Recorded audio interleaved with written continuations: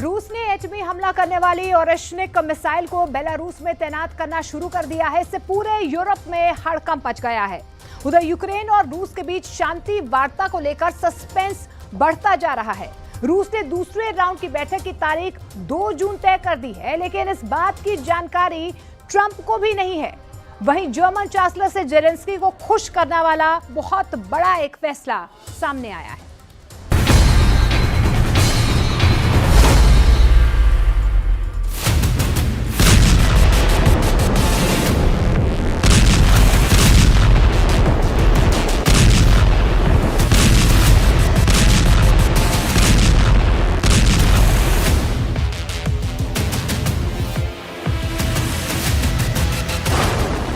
Putin ने फिर से युद्ध को खौफनाक मोड़ पर पहुंचा दिया है।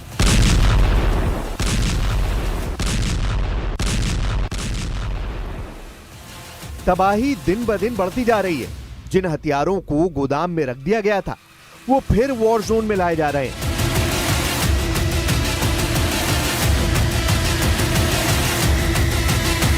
बैलिस्टिक और क्रूज मिसाइलें यूक्रेन में फटने लगी हैं।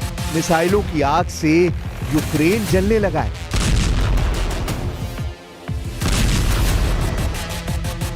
पुतिन अपने मिशन को तेज कर चुके हैं, जिससे यूक्रेन में कोहराम मच गया है।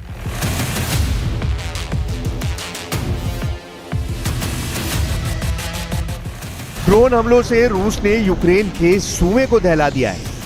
सूमे में रूस बेहिसाब बम बरसा रहा है। यूक्रेन फोर्स के मुताबिक रूस ने सूमे में 50,000 सैनिकों का जमावड़ा लगा रखा है। जमीन के साथ आसमानी अखाड़े में भीषण युद्ध लड़ा जा रहा है।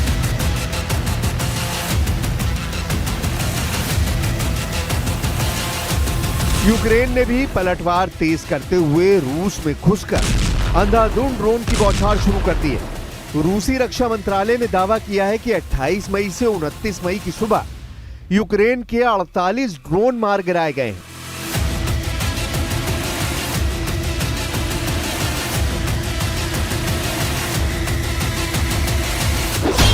रूस के एयर डिफेंस ने बेलग्राद में 30 ड्रोन, ओरेल ओब्लास्ट में 4 फाइटर ड्रोन, रियाजन ओब्लास्ट में 4 ड्रोन, क्राइमिया में 4 ड्रोन, मॉस्को में 3 ड्रोन, ब्रांस्क में 2 ड्रोन, टेम्बोव में 1 ड्रोन को हवा में तबाह कर दिया है।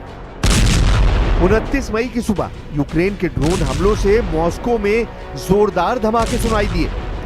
मॉस्को के मेयर ने ड्रोन अटैक के बीच वनुकोवो हवाई अड्डे पर आवाजाही बंद करवा दी। हालांकि यूक्रेन पर जब रूस ने पलटवार शुरू किया तो यूक्रेन डिफेंस फोर्स बैकफुट पर चली गई। युद्ध के नए एपिसोड से कीव से वॉशिंगटन तक टेंशन हाई है। डोनाल्ड ट्रंप बार बार पुतिन पर गुस्से का इजहार कर रहे हैं, लेकिन रूस है कि रुकने का नाम ही नहीं ले रहा। ट्रंप जितना भड़क रहे हैं, रूस उतने ही जोरदार अंदाज से यूक्रेन को पीट रहा है। ट्रंप जितनी दफे पुतिन पर जुबानी हमले बोल रहे हैं, रूस उतनी दफा मिसाइल की मार तेज करता जा रहा है। पुतिन ने ट्रंप के दावों की हवा निकाल कर रख दी है। पुतिन ने यह साबित कर दिया है कि उन्हें किसी की परवाह नहीं। पुतिन ने माना है कि ट्रंप बहुत सी बातें कहते हैं, लेकिन रूस यूक्रेन युद्ध पर उनकी जानकारी अधूरी है। ट्रंप की हर बात को रूस सीरियस भी नहीं ले रहा है। Много чего Трамп говорит, там мы, естественно, все это читаем, отслеживаем, так сказать, но во многом приходим к выводу, что Трампа недостаточно информирует о том, что реально происходит в контексте украинско-российского противостояния. जाहिर है पुतिन तब तक युद्ध जारी रखेंगे जब तक रूस जीत नहीं जाता, जब तक यूक्रेन उसके झंडे तले नहीं आ जाता। मतलब जब तक जेलेंस्की है, यूक्रेन युद्ध लड़ता रहेगा। जबकि पुतिन ने यूक्रेन को सरेंडर करवाने के लिए दूसरा फ्रंट खोल दिया है। बेलारूस के सुरक्षा परिषद के सचिव अलेक्जेंडर वोल्फोविच ने जानकारी दी है कि यूक्रेन बॉर्डर पर रूस ओरेशनिक मिसाइलों की तैनाती कर रहा है। यह फैसला पुतिन और लुकाशेंको ने 1 साल पहले ले रखा था। 6 दिसंबर 2024 को लुकाशेंको के साथ बैठक के बाद पुतिन ने घोषणा की थी कि बेलारूस में रूस परमाणु हथियारों की तैनाती करेगा। तब एटमी हथियारों की तैनाती की तारीख 2025 की दूसरी छमाही तय हुई थी। जिस ओरेशनिक मिसाइल से पुतिन ने यूक्रेन के नीपर में बारूदी बवंडर ला दिया था, वो अब बेलारूस में तान दी गई है।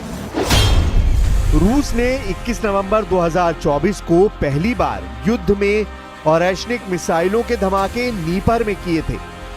सोवियत युग की मीडियम रेंज ओरेशनिक मिसाइलें RS-26 रुबेज नाम से भी जानी जाती हैं। 4000 किलोमीटर दूर तक धमाका करने वाली ओरेशनिक मिसाइलें 6 एटमी वॉरहेड से लैस हो सकती हैं।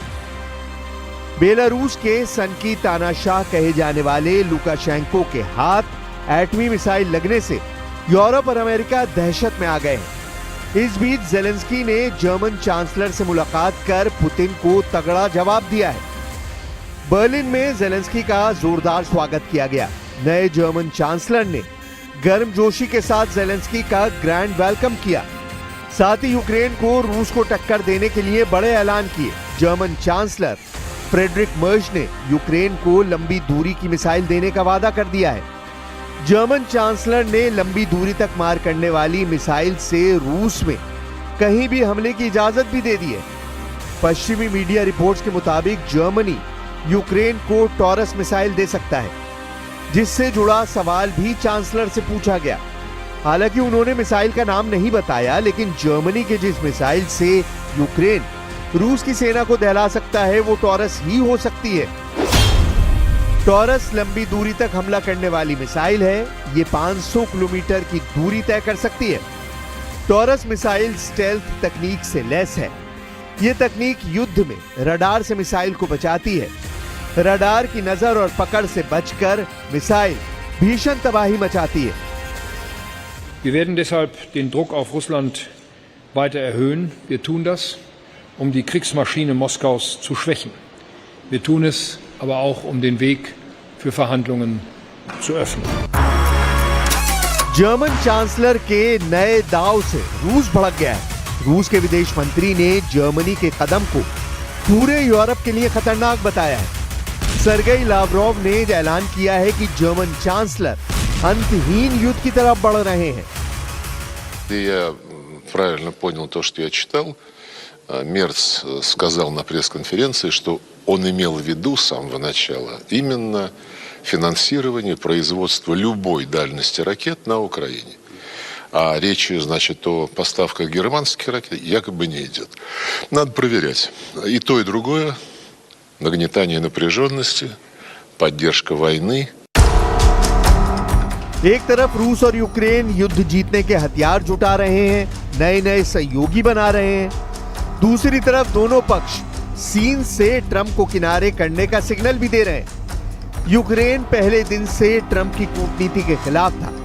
वहीं अब पुतिन ने भी ट्रंप को डील से दूर करना शुरू कर दिया है। इसकी भनक व्हाइट हाउस को भी लग चुकी है। रूस यूक्रेन के बीच शांति वार्ता की अगली तारीख 2 जून तय हो गई है।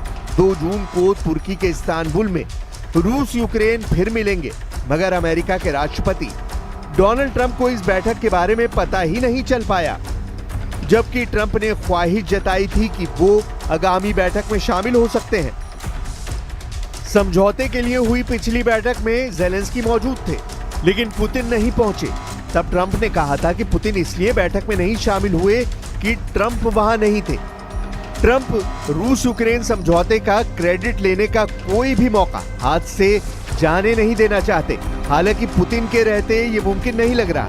पुतिन युद्ध के खात्मे की सभी शर्तें बता चुके हैं। शर्तें मान ली गई तब पुतिन तय करेंगे कि युद्ध किस मोड़ पर खत्म होगा। ट्रंप चाहे जितनी कोशिश कर ले, उन्हें पुतिन क्रेडिट देने को तैयार नहीं। इधर इस्तांबुल में सेकेंड राउंड की होने वाली बैठक को लेकर यूक्रेन ने भी सस्पेंस बना रखा है।